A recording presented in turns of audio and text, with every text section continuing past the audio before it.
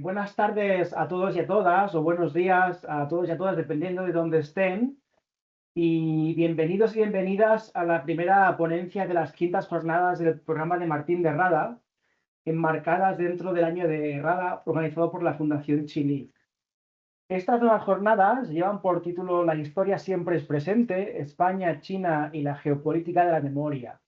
Y no solo incluyen la ponencia de hoy, que en un momento presentaré, sino también dos conferencias más. Las rutas del opio y la León de Manila a cargo de Ander Permañer, el 24 de octubre a las 7 hora de España, y la ponencia final, España y Asia, oportunidades perdidas, impartida por el profesor Florentino Rodao el 29 de octubre a las 7 de la hora de España.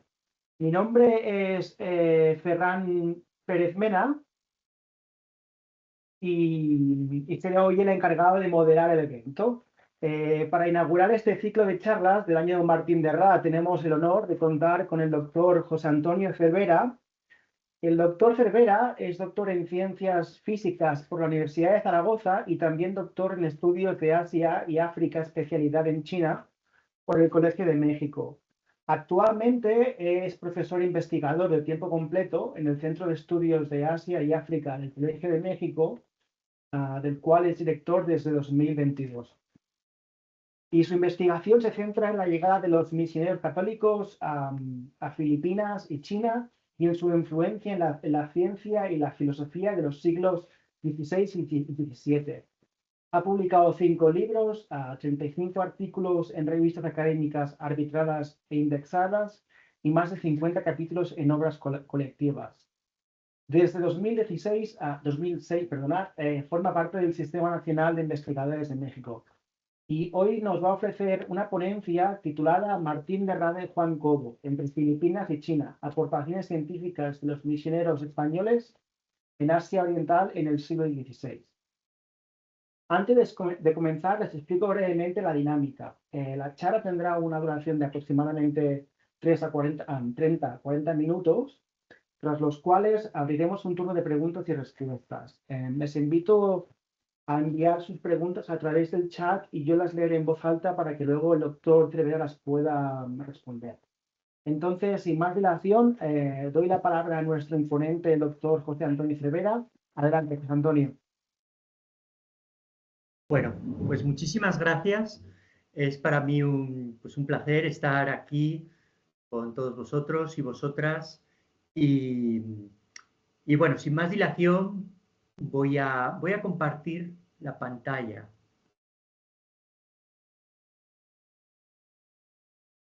Y a poner la presentación. Bueno, Martín de Rada y Juan Cobo entre Filipinas y China. Aportaciones científicas de los misioneros españoles en Asia Oriental en el siglo XVI. Voy a tratar de ajustarme al tiempo, aunque es bastante largo. Pero bueno, como introducción, hay que recordar, digamos, todo lo que voy a hablar se enmarca dentro de ese siglo XVI en el que pues muchos misioneros ya habían llegado al continente americano en los años, en la primera mitad del siglo XVI, habían llegado a Nueva España, por ejemplo, franciscanos, dominicos, agustinos, y su idea era, digamos, el Nuevo Mundo era una nueva tierra de promisión, un lugar donde el Evangelio podía ser, pues, digamos, difundido entre nuevos pueblos. Sin embargo, los primeros misioneros en el continente americano se vieron un poco desencantados ante sus altísimas expectativas que tenían. Por otra parte, ya a mitad del siglo, una vez fundada la Compañía de Jesús, los jesuitas llegan, antes que llegar a América, llegan a Asia. Y sería San Francisco Javier, que llegaría a la India, Malaca y finalmente a Japón. Y desde Japón él intentaría entrar en China y finalmente van a ser pues los jesuitas los primeros que van a llegar a China a introducirse gracias a la política de acomodación. El jesuita más famoso, más importante es Matteo Ricci. No voy a hablar de esto, aunque es un tema también fascinante, pero digamos, esto hay que tenerlo en cuenta porque cuando llegan los primeros misioneros de las órdenes mendicantes a Filipinas, eh, ellos, digamos, lucharon, entre comillas, contra los jesuitas, que eran los que realmente consiguieron introducirse en China ya en la década de 1580. Bueno, también como contexto, hay que recordar las primeras expediciones españolas a Asia Oriental, las primeras desde España, por supuesto, el famosísimo viaje de Magallanes y Elcano, la primera circunnavegación del globo, que en realidad el objetivo no era propiamente dar la vuelta al mundo, sino era llegar a Asia Oriental, a las famosas islas de las Especias, las Molucas. Unos años después hay una segunda expedición, un poco menos conocida, la de Loaiza, que sale de La Coruña, llega también a las Molucas, y ahí como grumete va Andrés de Urdaneta, un personaje del que voy a hablar enseguida. Después, una vez que Hernán Cortés ya se había hecho con el control de Nueva España, hubo varias expediciones más hacia Asia desde Nueva España, desde la costa del Pacífico. Álvaro Saavedra Cerón, Hernando Grijalva, Lope de Villalobos, pero finalmente la que conseguiría un asentamiento permanente en Asia Oriental, suroriental, en Filipinas, sería la de Miguel López de Legazpi.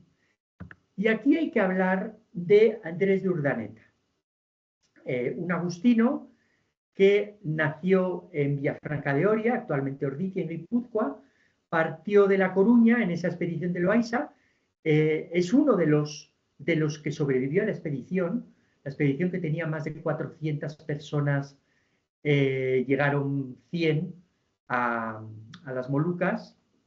De hecho, ahí en el Pacífico murió Loaiza, murió también Elcano, Juan Sebastián Elcano, murió en este segundo viaje al Pacífico de los españoles, pero bueno, Urdaneta sobrevivió, permaneció en las Molucas 8 años, volvió a España y se embarcó poco después hacia México, hacia la Nueva España, y sería ahí, años después, cuando en Ciudad de México ingresó en la Orden de San Agustín. Estuvo todavía unos años más y partió hacia Filipinas en la expedición de López de Legazpi. Para entonces ya era considerado como uno de los expertos por su pasado en el Pacífico. Y bueno, a él se le acredita como el descubrimiento del tornaviaje, porque el problema es que en las expediciones anteriores se había logrado llegar desde América a Asia, pero no se había logrado encontrar la ruta de vuelta. Bueno, hay varias polémicas sobre si fue él o no, no voy a entrar en ello, sería muy largo, pero básicamente podríamos decir que a él se le acredita el hallazgo de la ruta de navegación desde Asia hasta América, que es lo que se conoce como tornaviaje, y a partir de ahí pues ya pudo haber ese vínculo entre Filipinas y Nueva España.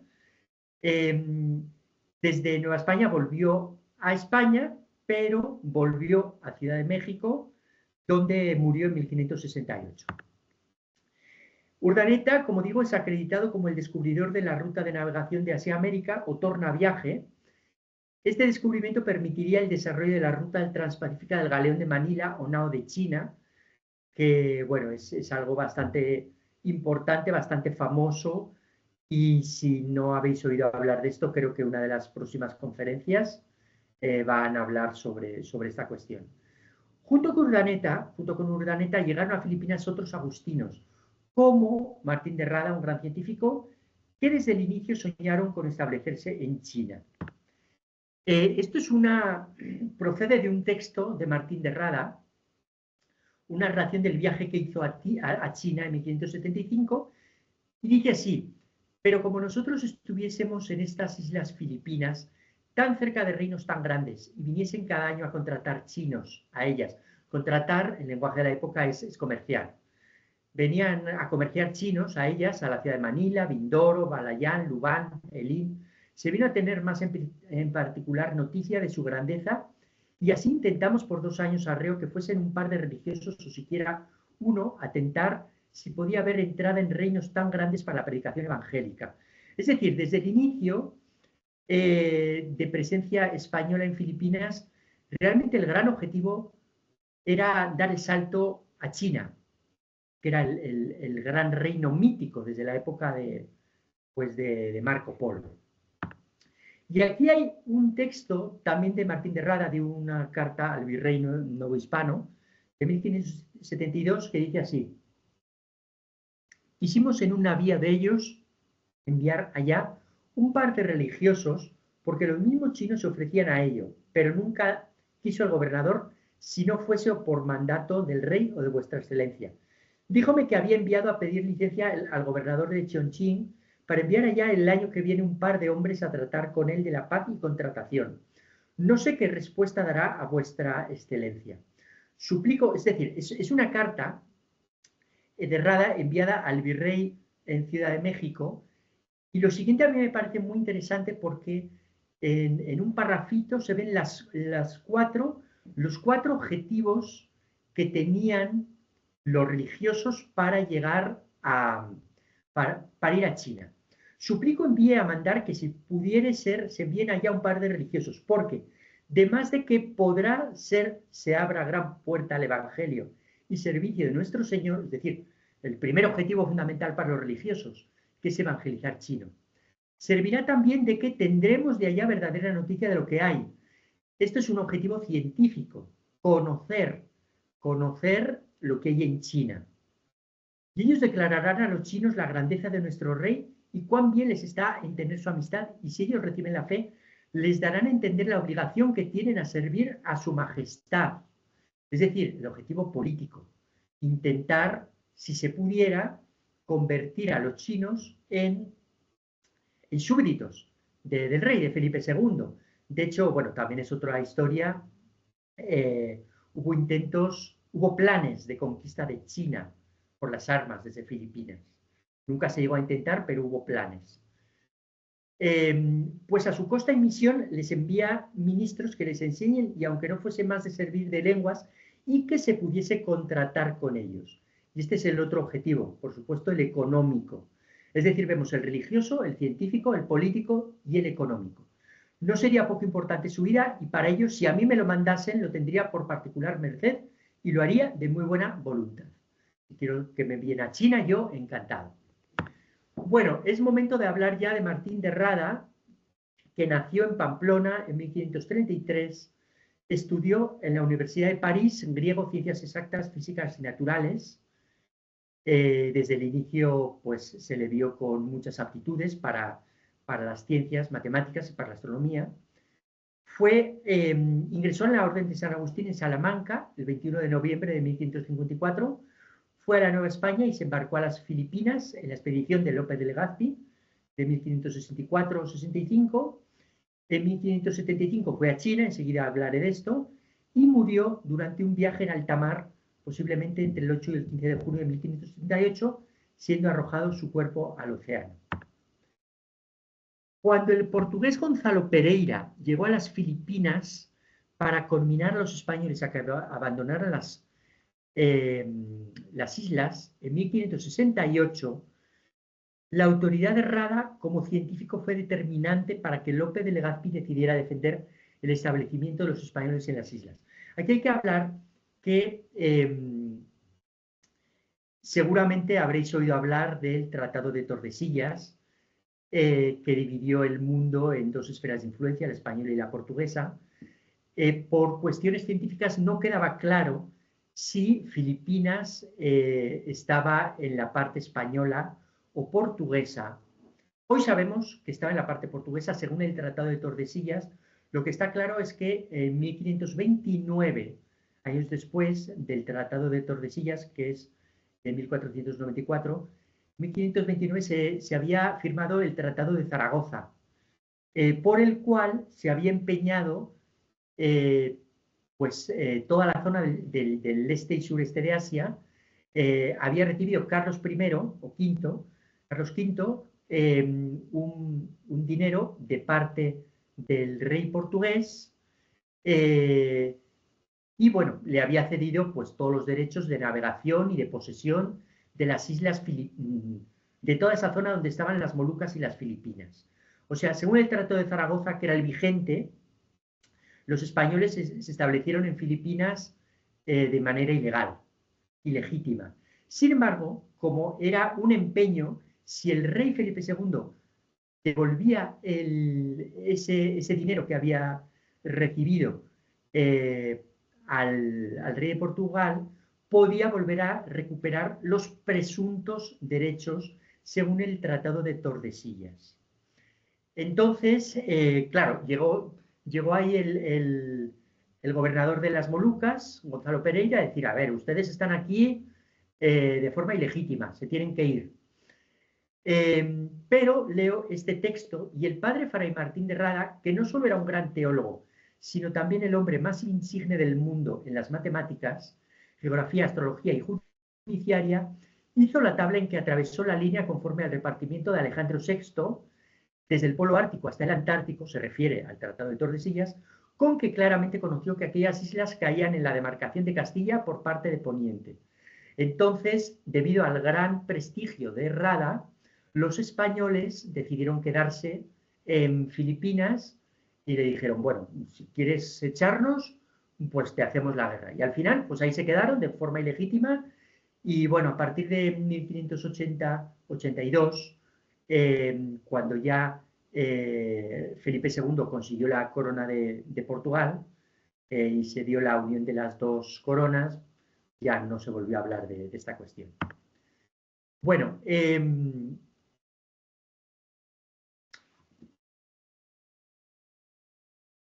vale. Voy a hablar del viaje de China, el viaje que hizo a China de Martín de Rada. La oportunidad de ir a China llegó en 1574. Un corsario chino, Lin Feng, que aparece en los textos de la época como Limajón, era un pirata que había causado graves daños en China y que atacó Manila. Y fue cercado por los españoles en una bahía de la isla de Luzón. El capitán chino Wang Wangcao, o Moncón, en los textos de la época, invitó a algunos españoles a ir a China. Fueron elegidos los agustinos Martín de Rada y Jerónimo Marín y los soldados Miguel de Loarca y Pedro Sarmiento. Finalmente fueron a China, estuvieron en la provincia de Fujian entre el 5 de julio y el 22 de agosto de ese año, y luego pues ya volvieron a Manila el 17 de octubre.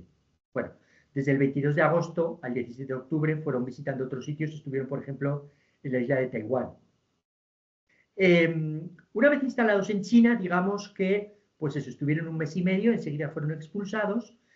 Al año siguiente, 1576, Martín de Rada intentó otro viaje a China, pero fracasó, ni siquiera logró poner los pies en el imperio chino. Este viaje es bastante importante por varias cosas. Para empezar,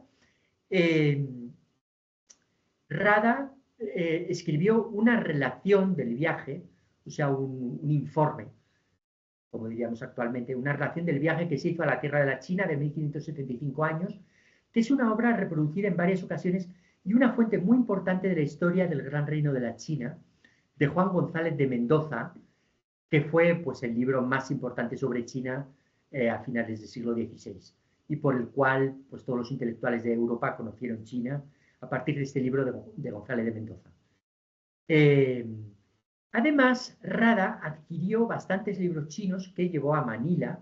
Esto ha sido estudiado por una investigadora que quizás es la mayor especialista de Martín de Rada en España, que es Dolors Folk. Y bueno, según algunos autores, fue la primera exploración científica de China llevada a cabo por europeos. Hay una cita de un libro de Henri Bernard, que es jesuita, por tanto de la competencia, podríamos decir, y sin embargo, él dice que este viaje marca una fecha importante en la historia del conocimiento de China porque fue propiamente la primera exploración científica del país.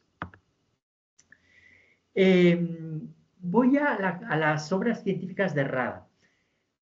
A partir de una carta de Rada, Alonso de la Veracruz, que es otro jesuita que estaba en Nueva España, dice: yo ya escribí a vuestra paternidad, me envió a pedir si tenía alguna obra hecha, como algunas que tenía se me habían perdido.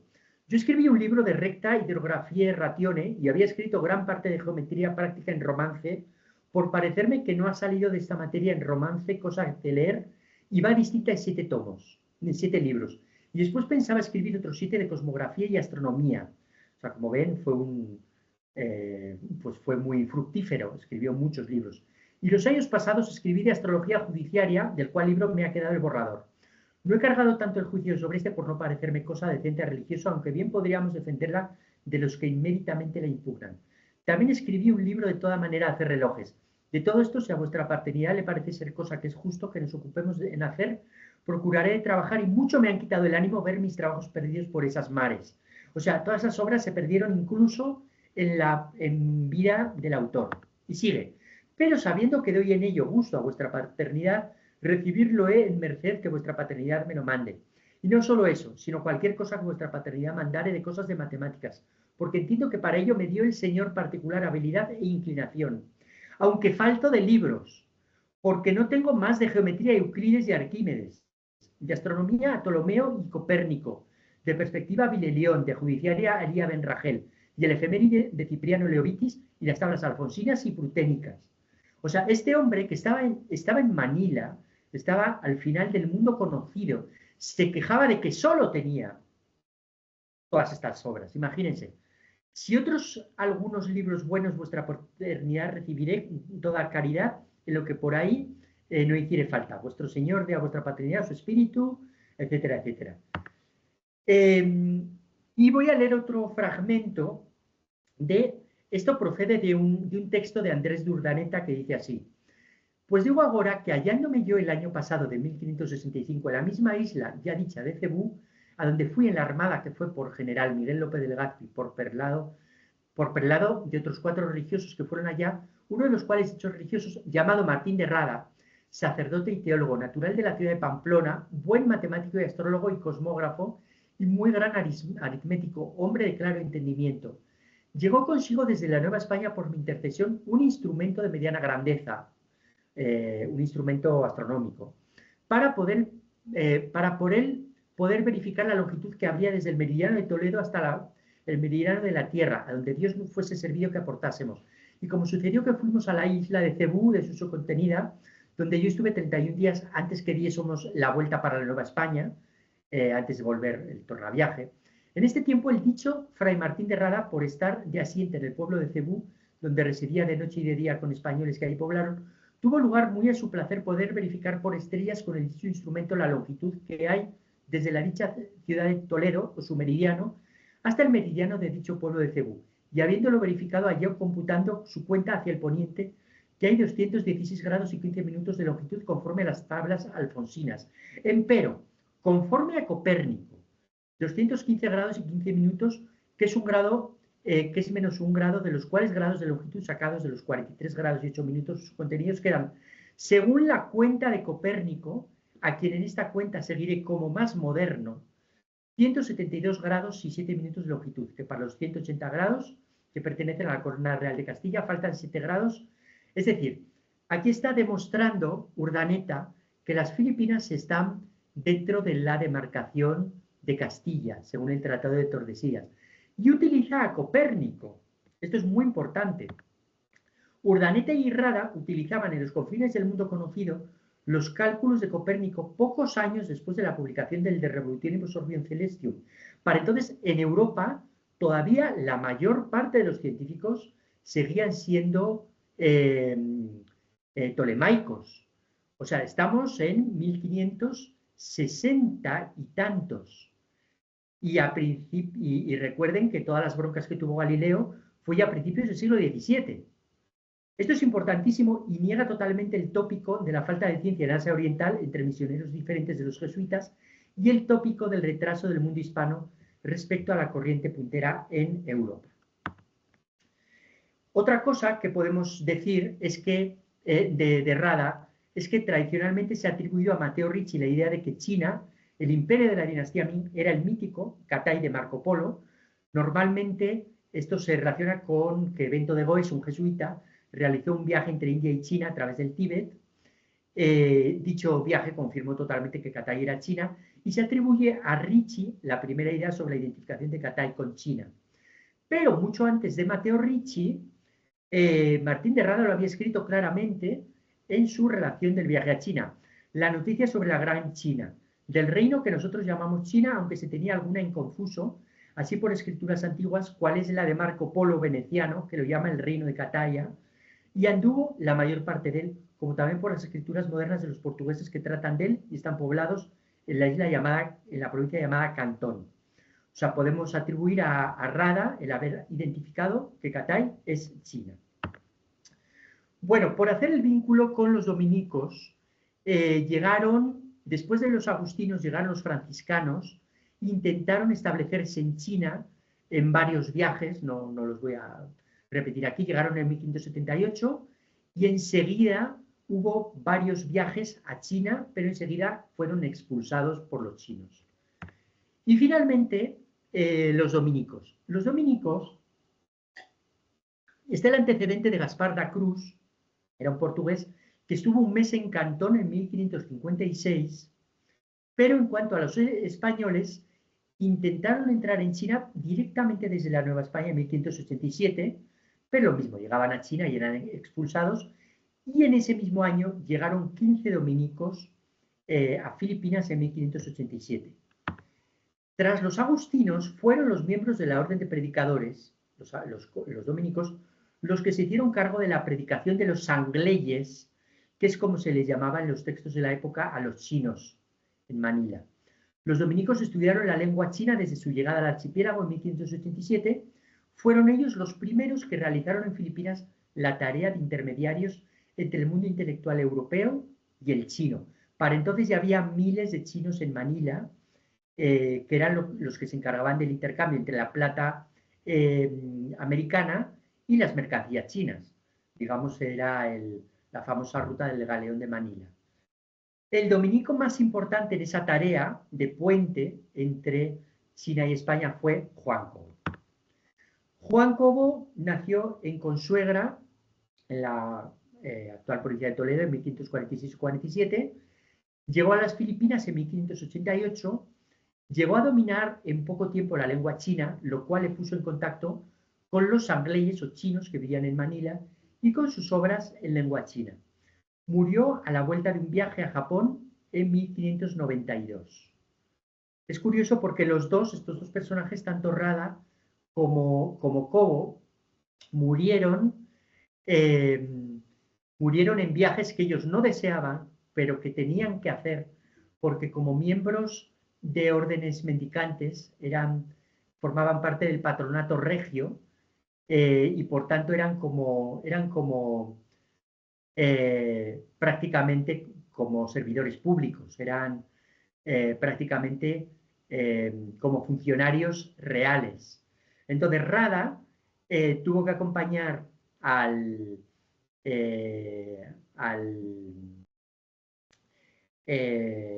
gobernador de Filipinas en una expedición a Borneo y murió en ella, y Cobo fue enviado a Japón también en misión diplomático y murió a su vuelta en un viaje. Bueno, tiene varias obras, una carta de la China, probablemente participó también en una doctrina de lengua china, y estas dos obras, Ben Simpokan y el Shelu. Voy a hablar un poquito de estas obras. La carta de la China, realmente carta a los religiosos o carta de la China, es una carta que escribió Cobo cuando llevaba un año en Manila, dirigida a los dominicos de Guatemala y Chiapas. Describe el Parián de Manila, que es el barrio donde vivían los chinos en Manila. Esta obra, en español, se sitúa en la tradición de la relación del viaje de Rada de 1575 y es el primero que describe detalladamente la comunidad china de Manila y sus relaciones con los españoles durante las últimas décadas del siglo XVI. Posteriormente está el Ben Xin Po Cam o Mi Xin Pao Jian, con pinyin y con pronunciación de chino mandarín.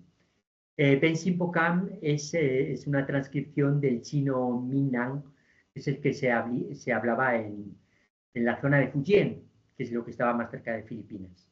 Bueno, este es un libro bilingüe chino-español. Es el primer libro chino traducido al español, digamos, se conserva en la Biblioteca Nacional de España, en Madrid. En las páginas, está en una página la versión en español y la otra en la versión original en chino, y es una compilación de sentencias morales. Sin embargo, el libro más importante de Cobo es este, el Shelu. Este es uno de los 2 o 3 primeros libros impresos en Filipinas. Es el segundo libro escrito en chino por un europeo, después de el Tianchu Shelu, el verdadero registro del Señor del Cielo, que escribió Michele Ruggieri, que es un jesuita que ya estaba en China, lo escribió en 1584. Este es el segundo. Pero este libro, el Shelu de Cobo, es la primera obra en chino que intenta introducir el cristianismo desde un punto de vista racional, y es también el primer libro en chino con ideas científicas occidentales. Es un libro muy importante. Se conserva este libro sí que fue impreso, pero se conserva una sola copia en todo el mundo, que está también en la Biblioteca Nacional de España, en Madrid. La fuente fundamental de esta obra es la introducción al símbolo de la fe, escrito por un dominico, también, Fray Luis de Granada, y publicado en Salamanca en 1583.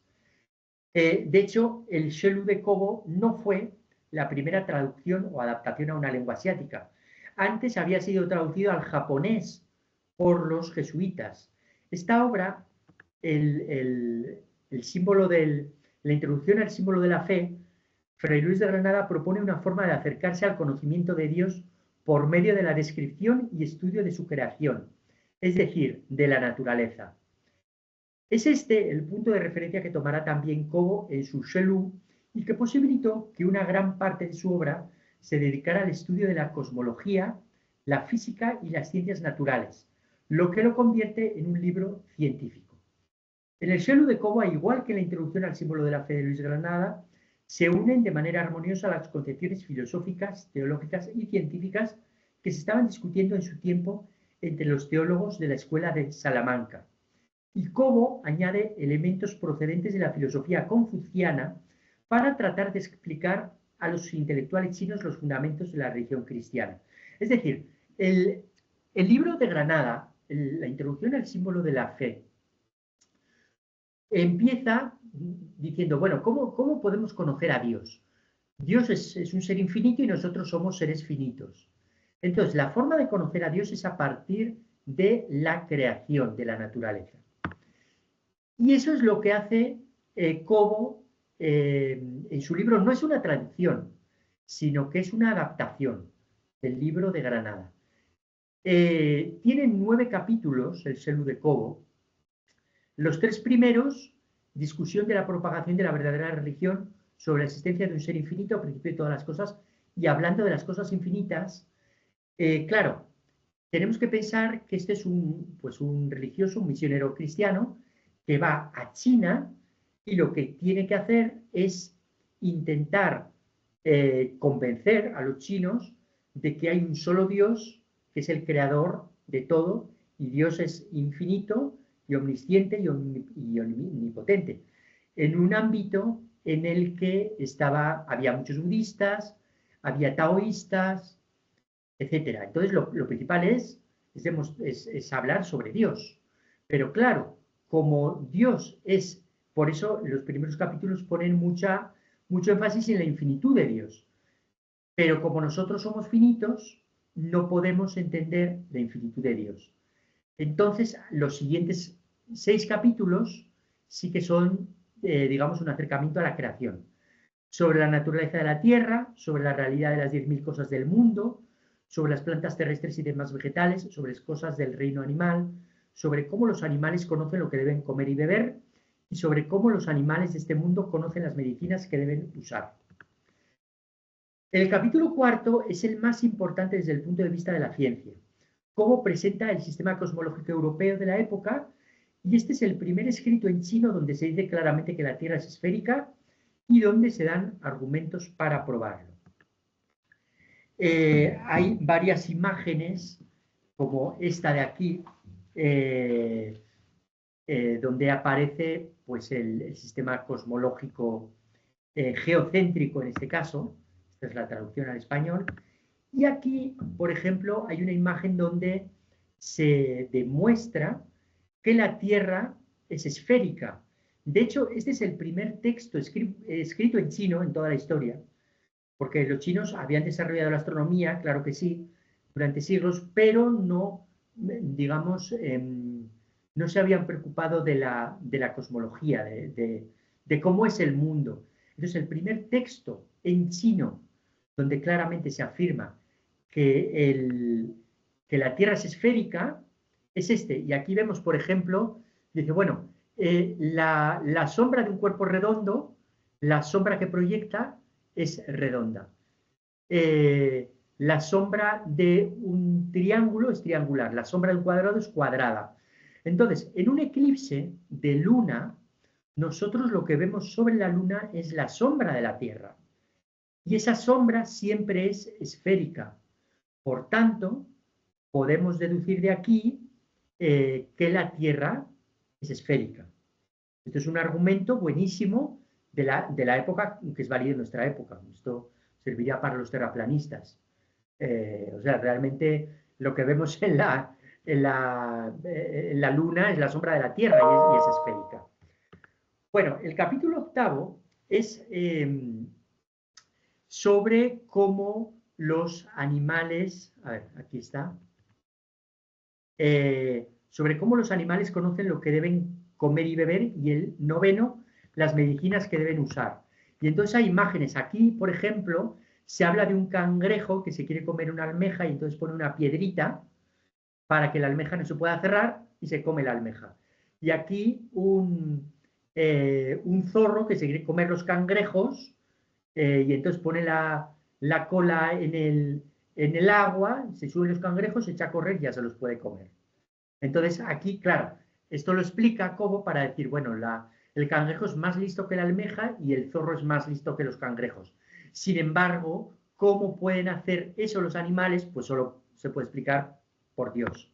Y el capítulo noveno explica varios casos en los que los animales saben qué medicinas pueden tomar para curarse. Y entonces explica varios casos en los que un pajarito cura a su hijo enfermo de los ojos con unas hierbas, y aquí también un ave, una cigüeña, puede curarse de problemas estomacales purgándose a sí mismo. Bueno, cosas de la época. Como conclusión, pues hay que tener en cuenta Manila, que fue pues desde esa época del siglo XVI y hasta principios del siglo XIX, un puente económico y cultural entre Europa, América y Asia, económica por medio del galeón de Manila, y cultural también, y los sangleyes, los chinos que vivían en Manila, y su influencia en la economía china, en la economía filipina. En esa historia hay varios personajes destacados a nivel intelectual y cultural en la relación entre los españoles y los chinos de Manila, particularmente Martín de Rada y Juan Cobo, que se ha presentado en esta conferencia. A través de sus escritos, libros, relaciones de viaje, cartas, informes, estos misioneros participaron en lo que podría llamarse una proto-globalización cultural en la que el intercambio intelectual iba íntimamente ligado a fines religiosos y políticos también. Ya he dicho que los dos murieron, digamos, en tareas como embajadores, básicamente. Rada y Cobo sirvieron como puentes entre mundos aparentemente distantes, influyendo en percepciones mutuas y abriendo vías para los retos contemporáneos en la diplomacia, la cultura y la ciencia transnacional. Bueno, pues muchísimas gracias. Y bueno, voy a dejar de compartir para, pues, para iniciar el diálogo. Si tenéis alguna pregunta, algún comentario. Genial, muchas gracias, Antonio, muy, muy interesante. Entonces, si te parece bien, si la audiencia tiene alguna pregunta, pueden escribir las preguntas en el chat y yo las puedo leer, si os parece bien. Entonces, la primera pregunta es, ¿por qué los primeros misioneros se desilusionaron con su acción en América? Bueno, aquí hay que tener en cuenta eh, los, por ejemplo, los primeros franciscanos que fueron a América, que fueron a Nueva España, muy poco después de la conquista de Hernán Cortés, fueron 12. Fueron 12, ellos tenían ideas, claro, ya había terminado la Reconquista, eh, todavía, ya, digamos, en la Edad Media habían ocurrido pues, eh,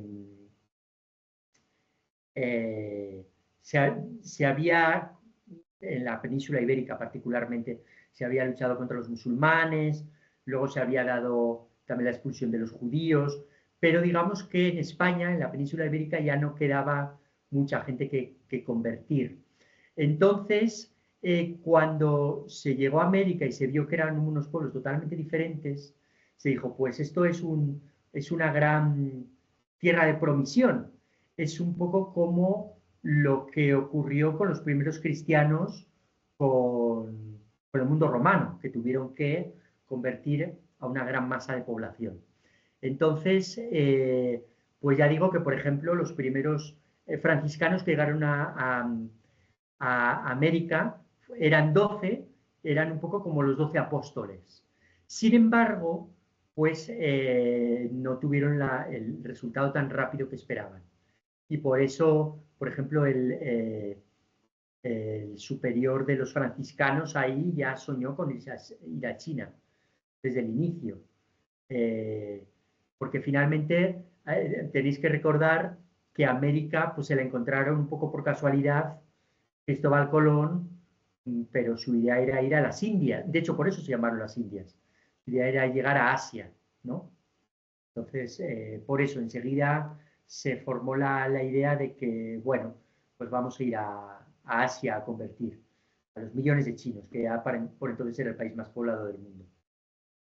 Muchas gracias. Mira, aquí a Miriam te da las gracias y dice que está trabajando en su tesis doctoral sobre Jerónimo Román y su República del Reino de la China de 1595.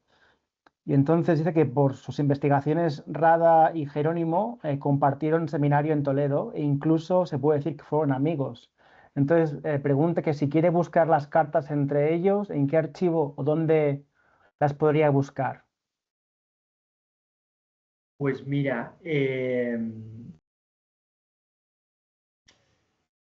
pues no lo sé, los agustinos, ellos tienen, ellos tienen en Valladolid eh, un archivo y un museo oriental que a lo mejor se podría encontrar ahí. En el Museo Oriental de Valladolid es un buen sitio. Ahora, las cartas particularmente sobre China, hace unos años hubo un proyecto muy interesante. Eh, voy a emplear un minuto para buscar un link.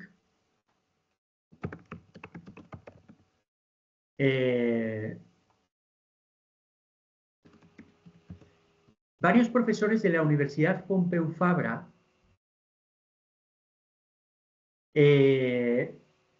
se dieron a la tarea de digitalizar una gran cantidad de cartas están aquí, en este link. Os acabo de enviar este link. Se llama La China en España. Yo lo he usado mucho. Ahí hay muchas obras digitalizadas relacionadas con China. Y ahí, por ejemplo, hay cartas de Martín de Rada. Yo no sé si hay de este Jerónimo Román o no. Pero bueno, y si no, pues en Valladolid a lo mejor encuentras algo. Otra pregunta es si realmente existió algún intercambio científico entre Rada, Cobo y científicos chinos antes de su expulsión de China, en línea netamente más científica, más allá de su misión religiosa.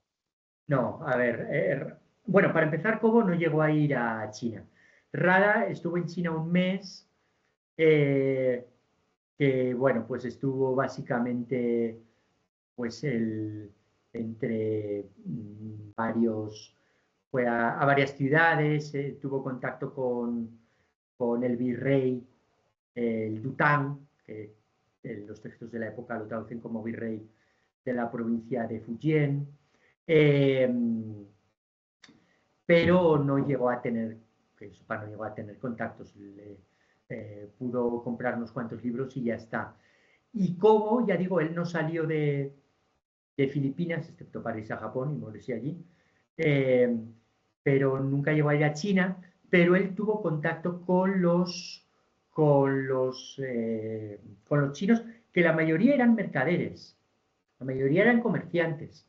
Sin embargo, alguno tenía que haber con cierta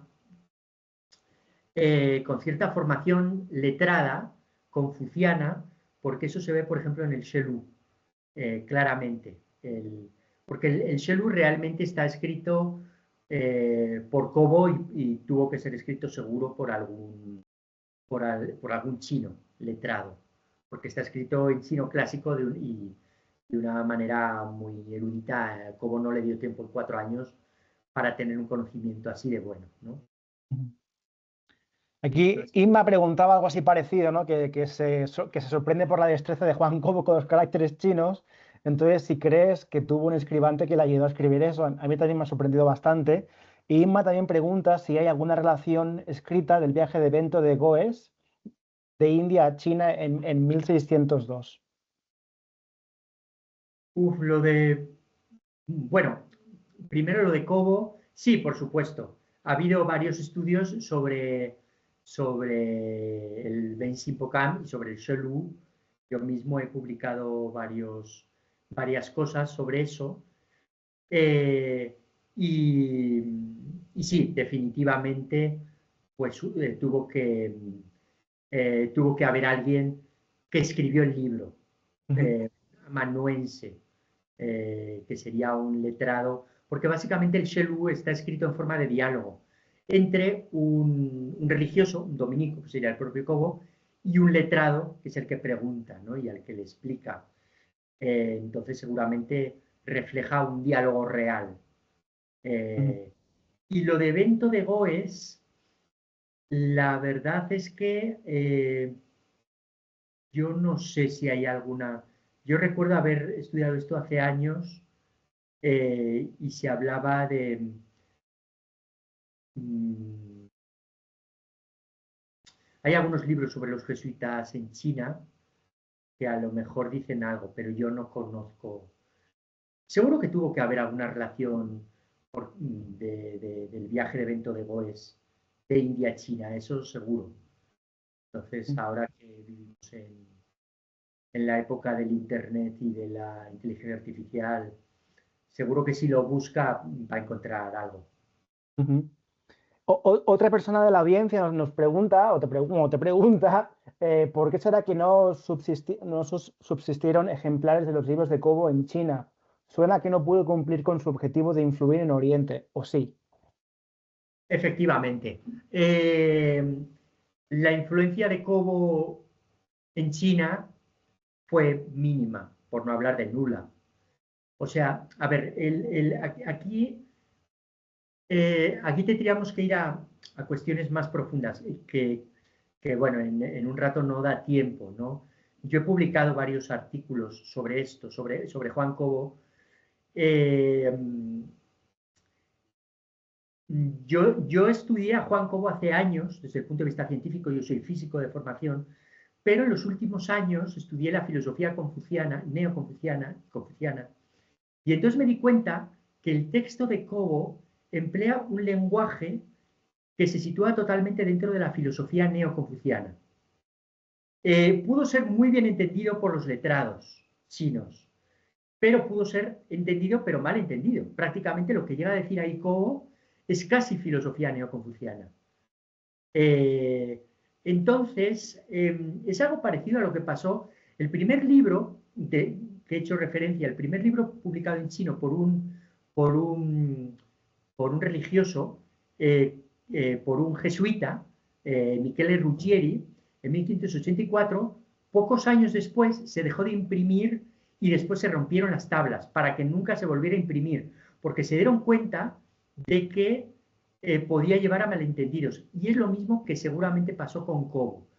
Cobo murió, pues, cuando estaba escribiendo el libro. De hecho, el Shelu es un libro inacabado. Al final del libro dice, bueno, y por ahora escribo esto, aunque ahora he recibido la misión de legado para ir a legado de la nación, que es cuando le mandan ir a Japón y se muere a la vuelta.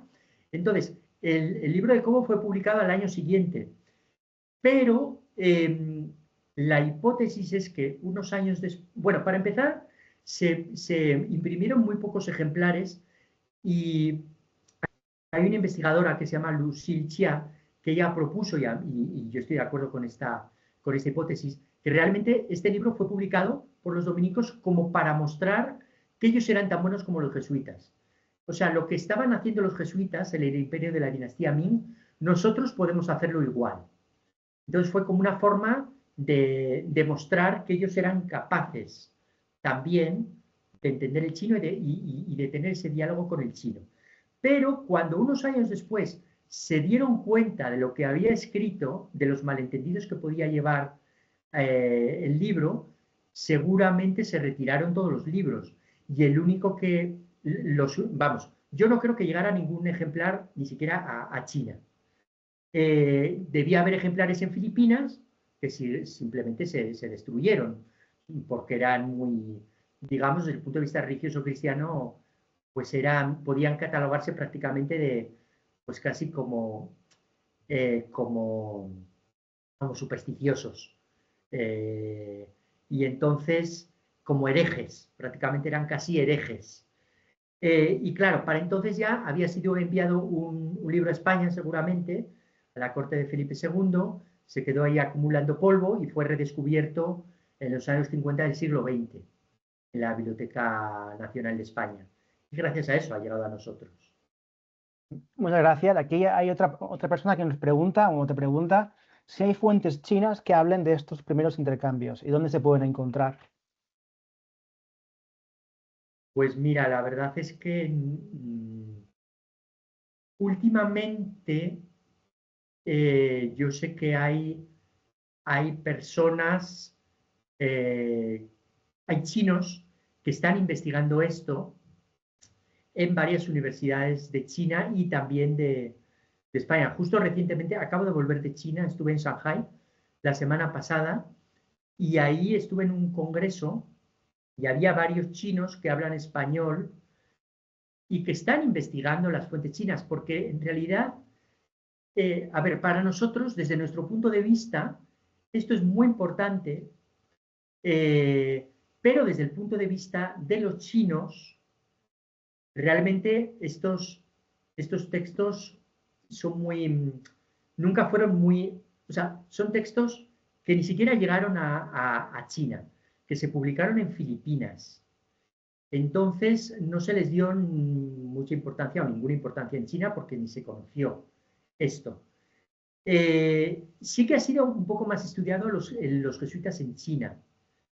Y de eso sí que hay más cosas, pero la verdad es que hasta ahora la mayor parte, o sea, seguimos un poco con este problema de que los occidentales, sobre todo, manejamos las fuentes occidentales, en español, en latín, en portugués, ¿no? En italiano, como escribió Matteo Ricci.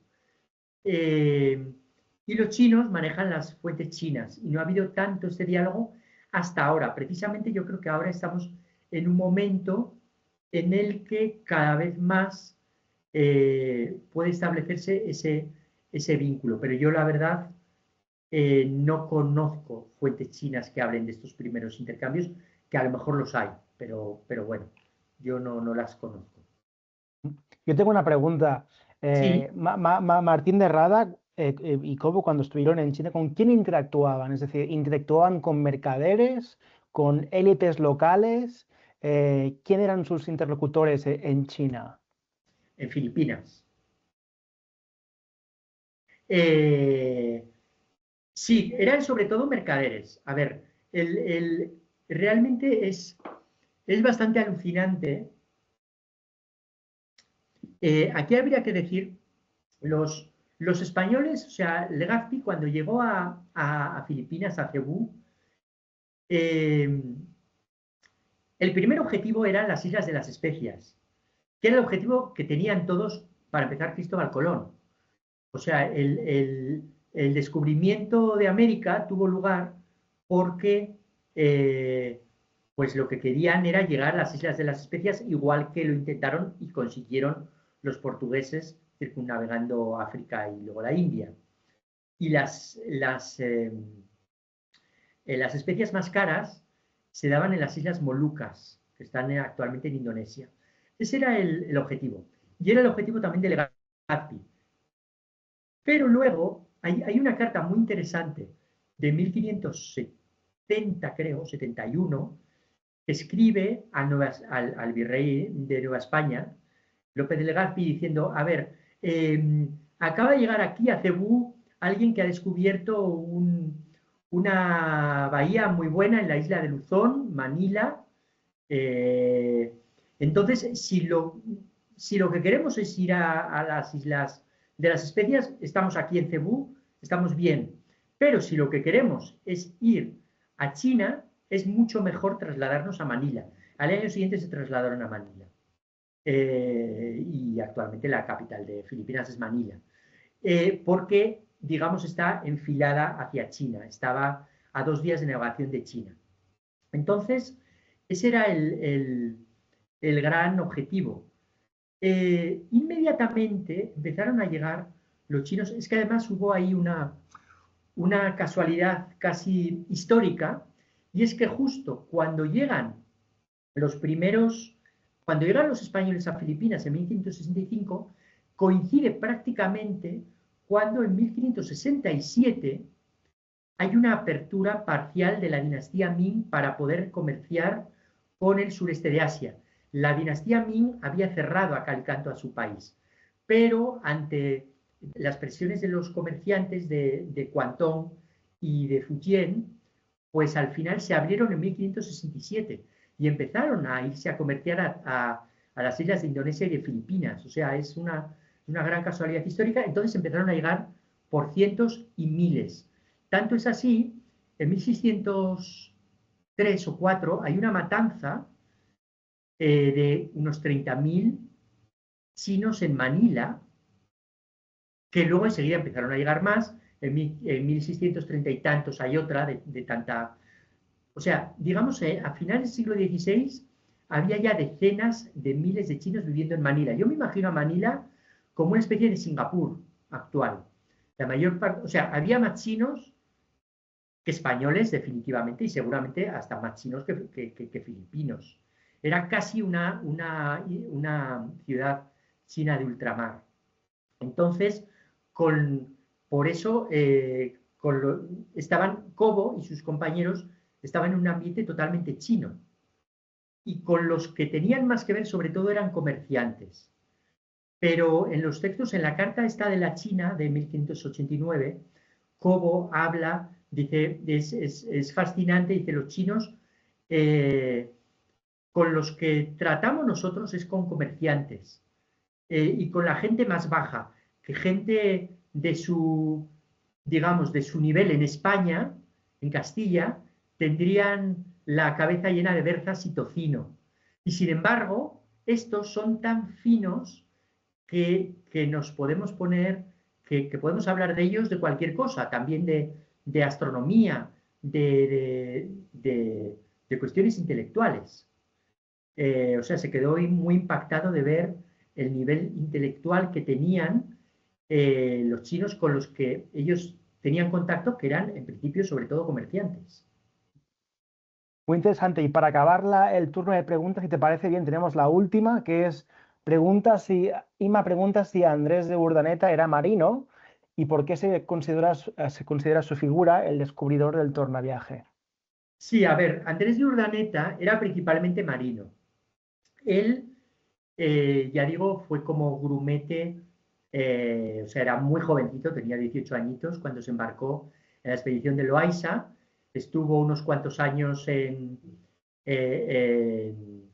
las Molucas, tuvo una hija eh, con una indígena, volvió finalmente a España, los pocos que pudieron volver por medio de los portugueses, y luego enseguida se fue a Nueva España.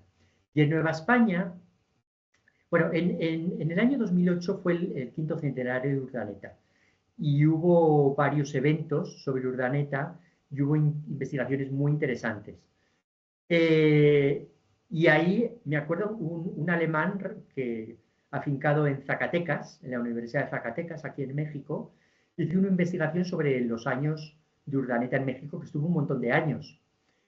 Y él fue una persona muy cercana al virrey de Nueva España de la época y se metió pues, en negocios, como todo el mundo, y parece ser que estuvo metido en un caso de corrupción, que tuvo que, digamos que sacó algo de dinero público, que luego parece ser que lo devolvió, pero en fin, el hecho es que para entonces no tenía absolutamente nada de religioso. Y fue a sus 53 años, creo, o a sus, no, 1553, a sus 45 años, que para la época ya estaba bien crecido, cuando se metió a la Orden de San Agustín.